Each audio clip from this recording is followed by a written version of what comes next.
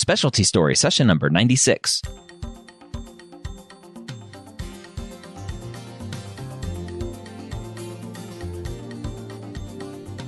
Whether you are a pre-med or a medical student, you've answered the calling to become a physician. Soon you'll have to start deciding what type of medicine you'll want to practice. This podcast will tell you the stories of specialists from every field to give you the information to make sure you make the most informed decision possible when it comes to choosing your specialty. Welcome to Specialty Stories. My name is Dr. Ryan Gray, and I want to thank you for taking the time to join me today. If you didn't know, you're listening to this and you think this is the only podcast that I do, well, you would be mistaken. If you are a medical student, I also do board rounds with Board Vitals, a test prep company. And if you are a pre-med student, I have tons of pre-med podcasts like the Pre-Med Years and Old Pre-Meds podcasts and the MCAT podcast, to name a few. Go check them all out at mededmedia.com. Today, we have a great discussion with a general surgery program director. And we're going to talk to Dr. Brian Smith about his journey to becoming a surgeon and what he expects from applicants to be competitive to his program and what you can do right now to be more competitive as an applicant and as a medical student. We start the discussion with how Dr. Smith became interested in general surgery. My sort of epiphany when it came to general surgery really started in first year of medical school. When I started medical school, I wanted to be a family practitioner, and because I liked the idea of continuity and really sort of being able to take care of the whole patient. But very quickly after starting my rotations in the anatomy lab, I came to realize that I had a tremendous love and passion for human anatomy. Not only that, but I think with that love and passion came rapid acceleration. I became very good at human anatomy very quickly, and I began teaching it in the lab to many of my colleagues. And I also quickly learned that the best way to really master something is to teach it. Mm-hmm. And so that time in the anatomy lab was really sort of when it was the first time I'd ever really considered surgery. Because it was clear to me that if I wanted to spend most of my career involved with and intimately tied into human anatomy, that surgery would be an excellent way to do so.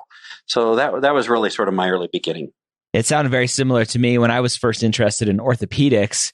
Dissecting a cat in high school, it's like, ooh, cutting things is kind of fun. Yes, exactly. Well, and the intricacies of the human, any anatomy for that part, but 100%. But certainly human anatomy, it never ceases to be fascinating. Yeah. What traits do you think lead to someone being a good general surgeon? Well, that's a good question. I've had a number of medical students ask me that over the years. And I would say one of the first and probably most basic traits of wanting to be a proceduralist, which is kind of the first level I think a student needs to answer for themselves is, do you like working with your hands? And do you like either diagnosing or treating things? Do you like working with your hands or do you like working with your brain? Once you've sort of answered that question and you've moved down I like working with my hands pathway, you start to become, okay, I'm down the proceduralist path.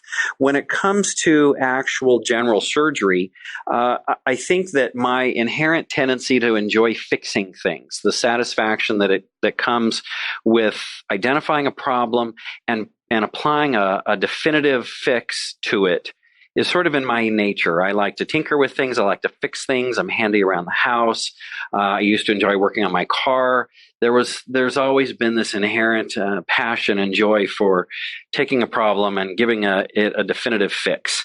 And I think that was one of the reasons that I headed down the general surgery path, in addition to the fact that general surgery is just that. You get a huge variety of things you get to fix, a variety of things you get to be good at and apply your knowledge and apply your skills to. And so I think for all of those reasons, general surgery became the clear choice. General became the choice when it was obvious that I needed the variety and enjoyed the variety that comes with general surgery. With medicine becoming more and more subspecialized, why would somebody choose to be a general surgeon? And if they do that, is there any risk of kind of running out of patients in their career? Excellent question. So I'll answer your last part first, which is absolutely not. There will never be a shortage of general surgery patients. And in fact, one of the beauties of general surgery is we take care of the whole patient. That's one of our sort of our benchmark and herald sources of pride in general surgery, is that we're really an internal medicine physician that operates. We take care of the whole patient. And if our surgical patient needs their diabetes treated, or their hypertension treated, or their renal insufficiency treated, we pride ourselves on being able to manage the entire patient, and then be able to at the same time operate and fix their derangements. And so I've long thought and long felt that there is a tremendous kinship with either family medicine or certainly internal medicine, who really sort of serves as a contractor for all of the patient's ailments and really manage them all. So when it comes to subspecialization, there's absolutely a drive and a movement in the direction of increasing subspecialization of current trainees. And that is probably a trend that's not going to dramatically change in the near future. But for those people that really have a broad interest and like to take care of the whole patient and not just one little corner of the body, whether it be bones and joints, or whether it be their lungs, or whether it be their hepatobiliary system, for somebody that really likes to care for the patient from head to toe, general surgery it really has that to offer. And much like internal medicine, many people stay in internal medicine because they like to have their knowledge base be broad and their capabilities be broad. So I always worried that subspecialization would result in my knowledge base becoming much more narrow. And certainly early on in one's career, I think most people want to have that sort of broad knowledge base. I just don't think I'm ever going to want to give that up, which is one of the reasons I've stuck with general surgery. What are some of the bread and butter cases for a general surgeon? So a lot of the definition of bread and butter in 2019 is dictated by the community in which you serve. If you are a rural general surgeon out in the Midwest and there's not a lot of specialists in town, you're probably going to do more than the general surgeon in downtown Los Angeles, where there are specialists on every corner. But so I will try to sort of focus my answer to your question to a generalization, and that is, in most suburban environments, either urban or suburban environments, bread and butter for a general surgeon is going to consist of gastrointestinal surgery, colons, gallbladders, hernias, endocrine surgery, which includes thyroids, parathyroids, adrenals, perhaps some occasional liver, spleen, etc. Probably some skin, melanoma, skin cancers. Breast surgery is definitely bread and butter for most general surgeons. And occasionally some extremity work when it comes to soft tissue tumors and things of that nature. I think that kind of covers the bulk of what a modern generalized general surgeon looks like in 2019. What do you like about being a general surgeon the most? Well, I love being able to take care of all of the patient's needs. It's not very common that I need to call on a specialist to provide specialized input for the care of my patient. So I pride myself in really being able to handle most everything. And from an operative perspective, I love being able to travel all over the body. I rarely do two of the same operation in one day. And in fact, in 1 week, I rarely do an operation more than twice. And so that means I'm constantly doing something different. It forces me to keep up on the literature or on current advancements in that area. It keeps me sharp and it keeps me interested. My job never gets dull, never gets boring. Sounds like it's good for a variety junkie. Absolutely. What do you like the least? Well, I would say what I like the least is probably a lot of the administrative aspects that come with surgery in 2019. There's a lot of time spent charting in the electronic medical record, which in and of itself is a wonderful thing, but that takes extra time, and that's sometimes a distraction or less time that I can spend, face to face, just sitting and listening to my patient and being a good listener, because I think that's prerequisite to be a good clinician in almost any specialty. So what I dislike the least are the administrative sides that distract me from just having that sort of human-to-human interaction and bonding that makes a good physician-patient relationship one of the most enriching parts of one's day. And so anything that distracts from that is what I like the least. What does the training path look like for a general surgeon? So the current standard is that a medical student will apply for general surgery and they'll match into an internship, a categorical internship followed by residency. At least for general surgery, we really don't distinguish internship and residency because they're all one continuum. The first year just being an internship. And so the fastest one can train in general surgery nowadays is 5 years. There are a handful of programs across the country that are 6-year programs where they will have 1 year of mandatory research. And then there's a small smattering of programs that are 7-year programs where there will be 2 years of mandatory research, most of which is usually basic science research. I would say the 7-year programs are heavily focused on basic science for those 2 years of research. The 6-year programs are more heavily focused on clinical outcomes research during that year of mandatory research. And then the standard 5-year programs, which is the bulk of them, really are focused on training somebody to be clinically competent, and a resident may or may not be expected to have some research productivity during that time, but it definitely would not be the focus in a 5-year program. What are the different career trajectories for those different types of programs? So one of the beauties about general surgery is you're still a totipotent stem cell. You can still differentiate into a number of different specialties. You can train in general surgery and go out and practice, or you can then go do a 1-year fellowship in minimally invasive surgery or bariatric surgery or thoracic surgery, or spend several years doing cardiac surgery or a combined cardiothoracic fellowship. You can still go do a year of colorectal fellowship. You can still go and do additional training in plastic surgery. You can go do a year of breast surgery. You can go do a year of endocrine surgery. So you can stop after your general surgery training and be the generalist, or you can still go down one of 10 or 12 different pathways now, some ACGME certified and a few not, to get specialized fellowship training in order to be better at a particular subsection of general surgery. And that actually was my career path. I enjoy being a general surgeon, but I did a year of fellowship in minimally invasive bariatric surgery, which is not the entire focus of what I do. I still get to be a general surgeon, but I have that specialized sort of niche training, which I enjoy several days of the week, depending on if I'm at the university or at the VA. As a program director for a general surgery residency, what are you looking for in an applicant? Excellent question, and I'm often asked that by many of our own medical students. As a surgery program director, one of the first things I'm looking for is somebody who has a broad interest and is eager to learn.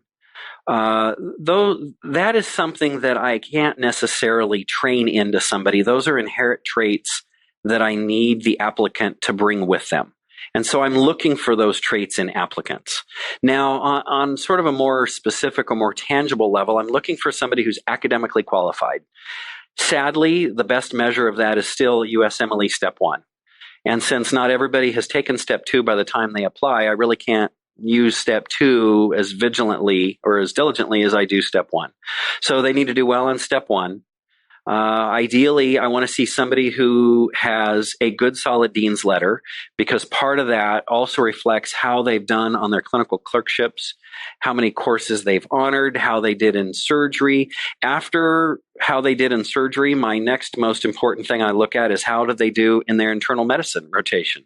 Because again, getting back to that kinship with internal medicine, somebody who's broadly interested and really likes to take care of the whole patient, that to me is an appealing characteristic. Probably after that, we start to look more closely at letters of recommendation. And then after that, we start to look at research background, personal characteristics, whether somebody has done some unique things in their life. And so that's sort of the cascade of importance that I'll never get to somebody's letters of recommendation if they're not academically qualified in the first place. So it sort of moves in that hierarchy of importance, if you will. And I think that's the case for probably most program directors these days. There's a big push for Step 1 to go pass, no pass. What are your thoughts on that as a program director? I love the idea of it. I love the concept because I completely recognize that there are a lot of students that either have a bad day or they choke on the exam for one reason or another, and they just don't achieve their potential. And it's a tragedy to think that somebody might not be able to join a specialty that they genuinely are interested in simply because of how they do on one exam. So the magnitude of the high stakes step one, I think, is a problem that needs to go away. But my biggest concern is we don't have a good other surrogate. We don't have another good measure, easily identifiable measure, to help determine one's academic qualifications. It does require program directors to really look at an entire application and not just a step one, perhaps as a screening score, which I think many program directors in all kinds of specialties do. So I like the concept of it not being a weeder or a screener, if you will. But I wish we had an additional, some sort of a composite measure of one's academic qualifications.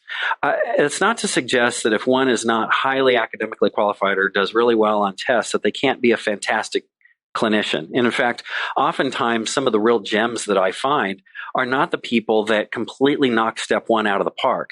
But I want to make sure that they did well enough on it to where they're not going to struggle on their in-service exams. They're not going to struggle passing their written board exam, which is one of my primary endpoints as a program director. I want my applicants to train, be well trained, but also to easily get out and obtain their board certification, which requires a certain amount of academic qualification. So again, I like the concept. I think we lack additional surrogates that can serve as a good marker of academic qualifications in the meantime. So I have a little bit of concern, even though I support the concept.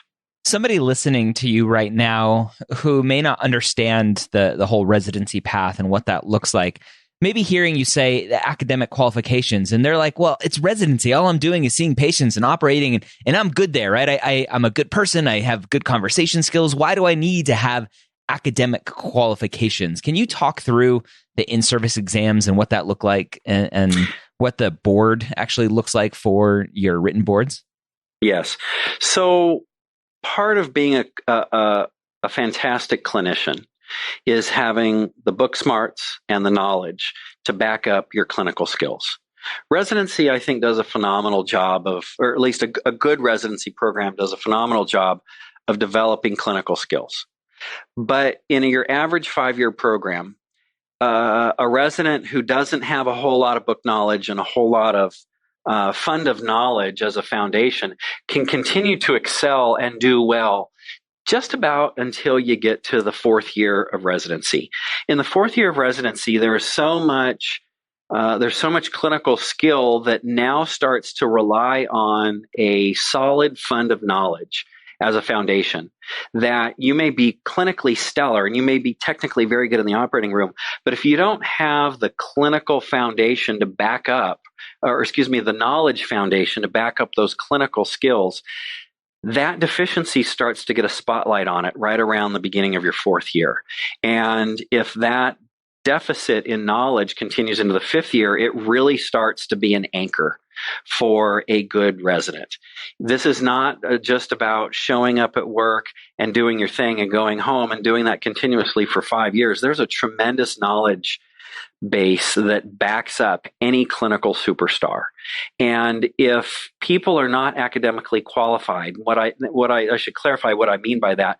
Academically capable of sitting down and synthesizing and getting a tremendous knowledge base in their head to back up their decision making and their instincts, which they learn as residents. Without that fund of knowledge as your foundation, your house starts to get quite wobbly with its walls, so to speak. And so academic qualifications really are about establishing that somebody has the study habits, the intellectual capacity and capability to pack a lot of information into your brain about a particular specialty. And in this case, general surgery, there's a lot to learn. And so I want to make sure that the people that are coming in, I feel like I can train almost anybody, but I need to make sure that they have the intellectual capacity to gather and synthesize the huge volume of knowledge that is the foundation under which somebody builds a house of clinical superstardom. You said you can train almost anyone. For someone who have always thought about being a general surgeon, but is concerned about their manual dexterity, is that something that you can teach if they have the other traits of a good general surgeon? Absolutely. As with any other manual skill, improvement comes with practice. Now, there are some people that are going to have to practice more than others. Can anybody learn to play the piano? Yes. Are some people going to pick it up faster than others? Yes. Are some going to really soar with those skills and be master pianists, whereas others are just going to be proficient? Absolutely. So I think you can train almost anybody to be a surgeon. What is a tougher challenge is training a clinical superstar, because that really requires somebody to not just have good technical skills, but have a very deep knowledge base that backs up those clinical skills. And the third leg of the stool is the interpersonal interactions that make that person a well-rounded clinician, a well-rounded doctor. I can train almost anybody to be a surgeon, but I need them to bring some traits to the table in order for them to be a great doctor. What are good medical students doing on their sub-Is that really help them stand out? So a superstar sub-I will oftentimes be almost seamless with an intern. I think we spend a lot of time in the third year just learning how to function comfortably in the hospital environment. We kind of start the third year feeling like fish out of water, but by the end, we know how to describe and intelligibly talk about different studies and diagnostic tests and how to get things ordered and who to call and how to sort of, accomplish patient care on a day-to-day basis. A good sub-I starts to put all of the things that they've learned to actual practice, which is in reality what a good intern does. So in my mind, a fantastic sub-I is somebody who is functioning pretty much at the level of an intern. And I think that students that have a lot of charisma and are self-starters and figure out how to start a new rotation, quickly get up to speed with what are the important details and facts and interactions that need to occur for that particular specialty, and execute those things in an efficient manner. Learning how to become efficient is also one of the critical tasks that I think a good sub-I needs to master. And so efficiency matters, interpersonal interactions matter, making sure that you're able to function on a high level with all the other members of the team, whether it be the nurse in the operating room or the nurse in the ER or the attending physician or the case manager or the utilization nurse on the ward. There's so many different players on the team for inpatient care in particular that being able to navigate all of those seamlessly through very good interpersonal interactions is also something that I think some people either really shine or really flounder with. So a good sub-I masters all of that as well. They're reading about their patients. They know their patients backwards and forwards, because usually most sub-Is don't have a tremendous volume of patients that they're following. So I think people expect them to know those patients really well and be reading about those disease processes. A student will never have a better opportunity to solidify in their own mind all of the details of a disease process as they will when they have a patient with that disease process and then they're home reading about it every night. That's how you remember diverticulitis, is you treat the patient with diverticulitis and you go home and you read about it, and you read about it again the next night and you get more in detail. And so knowing your patients, understanding the disease processes that affect those patients, figuring out how to interact with the rest of the team in the hospital, and to be efficient with your work duties. These are all the things that I think really allow a sub-I to stand out and shine. What's the fastest way you've seen a medical student shoot themselves in the foot? I would say treating those beneath them with disdain. And what I mean is the medical student who comes into the operating room and, talks down to the circulating nurse, or they go into the ICU and are disrespectful to the ICU nurse. Nurses that do the same thing over and over for many years know what they're doing very, very well, oftentimes as much or almost better than some physicians, depending on the physician's experience. And so when medical students, I think, come in and they fail to recognize the knowledge and the expertise in the rest of the team that is involved in a patient's care, and they fail to respect and understand and utilize those people's knowledge to the best extent, oftentimes shoot them in the foot. I'll give you a perfect example. Almost every year when I have after residency interviews, there will be at least one, if not two, applicants that my program coordinator walks in and says, no thanks. This person, was very disrespectful to one of the people in our office, or was rude and dismissive to me because I'm not a physician. Mistreating the support staff is the kiss of death. When it comes to the application process for residency, what mistakes are you seeing medical students making that they should know better, that you hope improve in the future?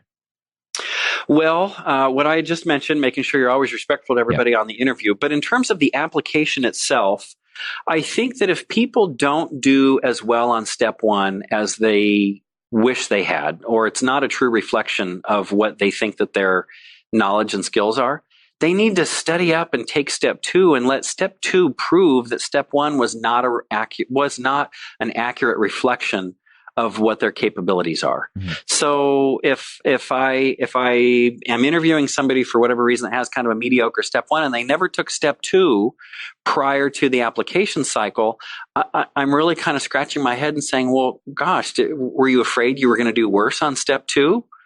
So I think that oftentimes people fail to look at step two as a meaningful shot at redemption, for lack of a better description. So that's certainly one of them. And then when people do their clinical rotations in the third year, certainly early in the fourth year, and their performance is very average, particularly for somebody who's early on in their fourth year doing a sub-I, an average performance on a sub-I is somebody who probably is not going to do really well on my service. And so I think failing to recognize that a sub-I really is your audition, and treating it like such is a huge misstep. So I would say those are probably the top three things I would point out as major flubs. How important are elective rotations? So there's a lot of variability that students get from mentor to mentor about the importance of outside rotations. I have always been a firm believer that outside rotations are critically vital to maximizing one's chance of matching in a program that they're really happy with. I will be the first to state that I matched at a residency program that I never did a sub-I at. Half of my class had done sub-Is at that program and half had not. But in general, an external rotation is a very easy way to get an interview at that institution. And particularly for people who may have mediocre applications, those are the people that ought to be out doing external rotations to maximize the likelihood that they're going to perform at a really high level and hence get an interview at that program that they may not have otherwise gotten. Mm-hmm. And so I think that it's important I usually encourage our students to go actually do 2 external rotations and then fill the rest of them in at our own School of Medicine, because that's 2 additional auditions that you get to go show what a superstar you are and prove to those programs that you are somebody that they really don't want to live without. Now, it's no secret that a lot of students are using the general surgery residency as a stepping stone into the specialty of their choice. And when it comes to their applications, if you're seeing somebody who is a little bit too enthusiastic of their subspecialty and you're concerned maybe they're not going to enjoy the general surgery processes, does that raise any red flags? That's an interesting question. Almost every year when we're going through and sort of ranking people and discussing with the people that had performed their interviews, what their feedback was, it's very common that an interviewer will say, "Oh yeah, Dr. So-and-so was a really good applicant. He interviewed really well, but it seems pretty clear he's really focused on plastic surgery, and that this is really just a stepping stone to get there. I would be probably less than transparent if I suggested that never matters. Now, that being said, at the end of the day, I pride myself on my and my program's ability to really help people enthusiastically embrace general surgery. And the number of residents in my own program that start with one idea about what they want to do as a subspecialty down the line and then change their mind, I think is a testament to the fact that they get really broad, general, but meaningful exposure to a lot of different specialties throughout the course of their training, certainly here in our program at UC Irvine. But I would say we don't necessarily discriminate against students who, really are not focusing on general surgery, but want to move on to the next step. But there is inherently something very attractive about somebody that shares the same interests as you. Yeah. And so for somebody who's enthusiastically pursuing general surgery, there is some inherent bias that is somewhat undeniable. We don't consciously weed out people who want to go into plastics or want to go into cardiothoracic or want to go into any of those subspecialties. But I think there is some inherent bias that occurs either with the interviewers or the people that interact with those applicants that it's somewhat undeniable. I'm not by any means encouraging people to not be true to themselves or to feel like they need to put on airs or be phony about where their passions lie. I think people need to be very proud of where their passions lie. But if their passions are simply based on one rotation that they really like, they loved their plastics rotation, so now I want to go do general surgery and go on to be a plastic surgeon, I would hope that they would have enough maturity to recognize that may mean there's a whole lot more rotations that they are going to go through that might grab them equally. Mm-hmm. And so I always love to hear an applicant that comes in and says, I'm interested in colorectal surgery because I had a really good mentor in medical school, but I really am anxious to get an equal exposure to other things throughout residency. And I remain very open-minded. To me, that is very appealing because very few of us actually know for sure what we truly love and truly want at that stage in our lives. We just haven't had enough exposure. Now, you said something a minute ago that I started cracking up when you said it, how you do a really good job of helping the residents enthusiastically embrace general surgery. And as someone who knows the surgical field, I'm like, that sounds like hazing to me. No, I mean that in the most benevolent manner. I actually take a lot of pride and joy in helping people fall in love with general surgery. And that's never, ever going to be, nobody's ever forced to fall in love. That's always has to be organic and natural.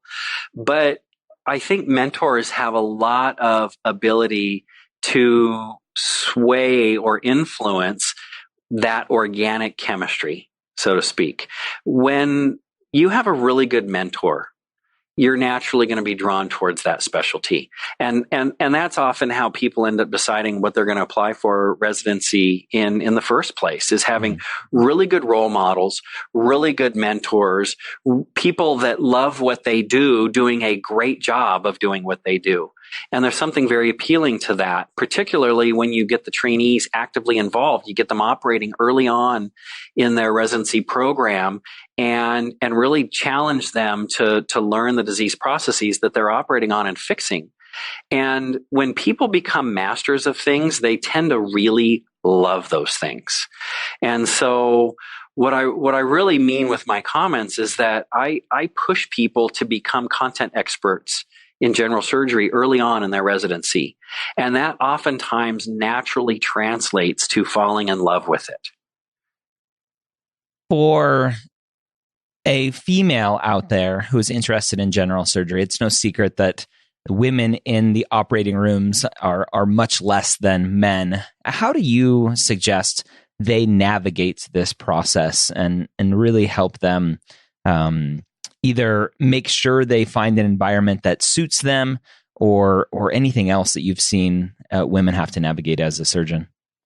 So as somebody who is trained by a number of fantastic female mentors, some of which had career first and family second, and many of which had family first and career second.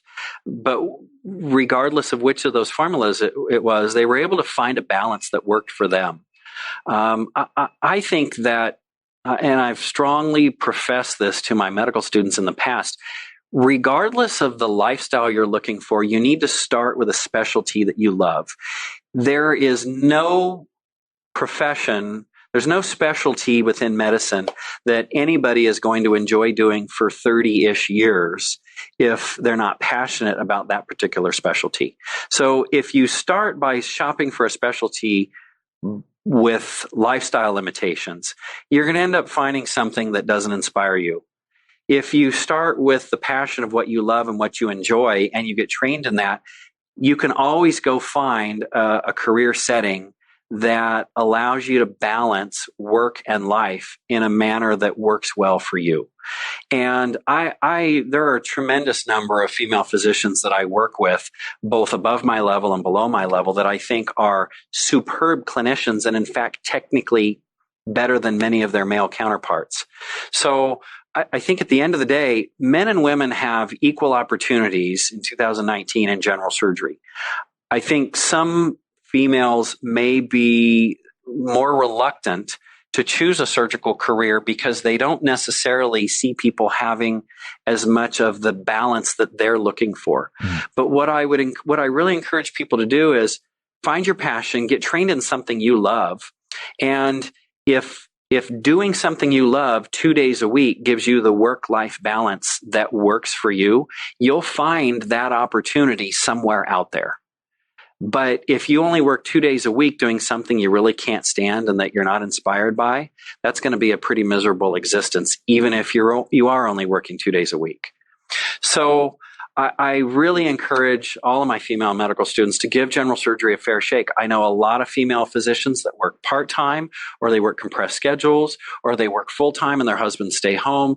I think that you can have it all, but having it all means doing something you love in the process, and then finding the balance that works for you. So it's absolutely doable. There are plenty of opportunities for part-time employment or compressed schedules, or an environment where you dictate your own schedule and your own lifestyle. So general surgery, and in fact, and I'll keep this brief, one of the last arguments I would make is that one of the beauties about being a specialist or proceduralist as a female is you may be able to work 2 days a week or 3 days a week and make the same amount of money you would make 5 days a week as a primary care physician. What does that mean? That means that you actually now have some financial liberty, meaning that you've got the financial liberty to, hire the assistants, or for your husband to stay home and help with the family. There's a certain amount of liberty that comes with higher income, and that's financial liberty. It gives you more options to create the balance of work and life that you're looking for. So that's one of the added beauties that I don't know that anybody ever really talks about in a transparent fashion, but it's an important distinction. And I think that one of the beauties of surgery is it gives you a lot of financial freedom. Yeah. For the osteopathic medical student, what do they need to be doing to overcome some potential negative bias out there? Well, I'm happy to say that I think for DOs, a lot of that bias is starting to sort of fall by the wayside naturally. But I would say it's important that they take USMLE just so it's easier to compare them to everybody else. And for the most part, most of them nowadays are. And so I think going and doing those external rotations, doing those sub-Is where they get their letters of recommendation and people get to see that they're clinical superstars, absolutely critical. But I would say the same thing for the allopathic students, having competitive board scores with everybody else.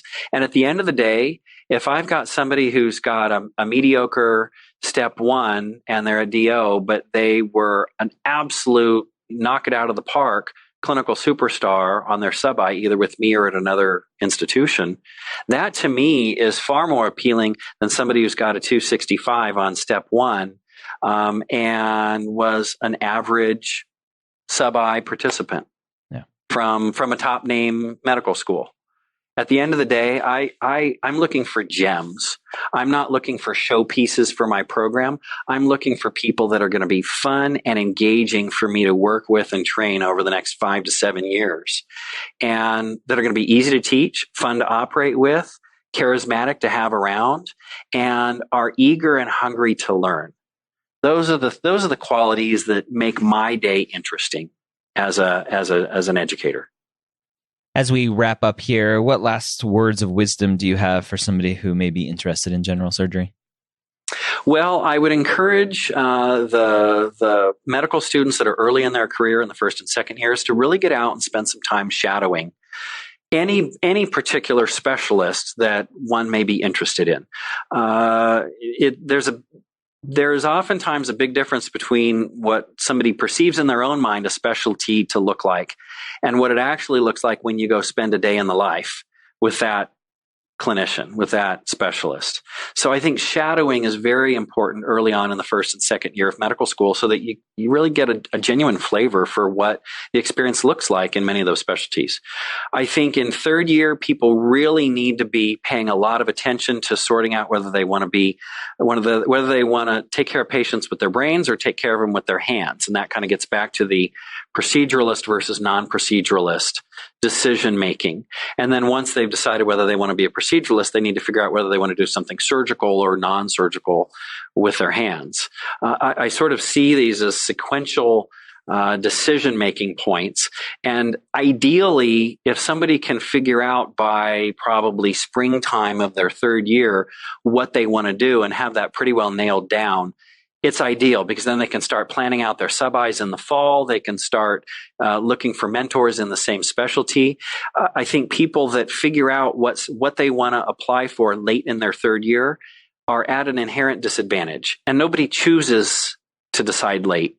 But when they come to that realization late in the third year, especially if they already have a less than stellar step one, they're a bit behind the 8 ball and they haven't had good mentorship by then because they didn't know who to seek out. So I think trying to sort out earlier in the third year where one's passions lie is beneficial. And then once they get that sorted out by spring of their third year, they need to be planning out their fall. They need to be planning out their sub-Is in their own institution as well as their external rotations and be looking for mentors and ideally, some research opportunities at that point if they haven't done some by then. And if all of those things are in place, then, come late spring, take step 2, knock it out of the park, and then start doing some research on programs that you think you may be interested in, depending on what specialty you choose. And that's sort of the formula that I try to encourage most of my medical students to follow who come and ask me for mentorship counseling at some point during, prior to the middle of third year.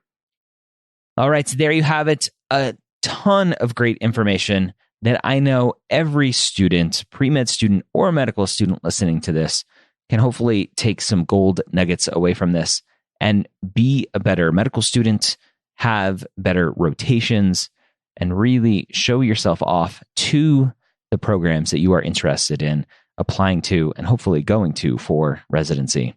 So hopefully you took lots of notes. Listen again, and please do me a favor and share this with a friend. I would appreciate it. That's what we ask in return for these podcasts every week. Just go share it with a friend. Hope you have a great week. Next week, we're going to take another listen to a sports medicine doc, this time an academic physical medicine and rehabilitation doc who is doing sports medicine. Have a great week. We'll see you next time.